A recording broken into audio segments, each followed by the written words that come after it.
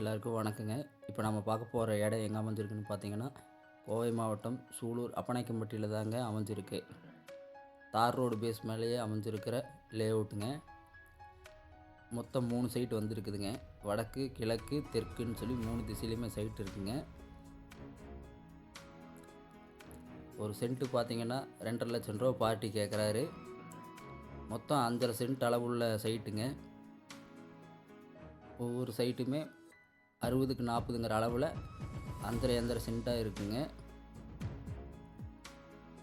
ஒரு சென்ட்டுக்கு பார்ட்டி கேட்குற விலை பார்த்தீங்கன்னா 2,50,000 ரூபா கேட்குறாருங்க. உடனடி கரையன்னா நம்ம விலை கம்மி பண்ணி பேசி வாங்கி தர்றோங்க.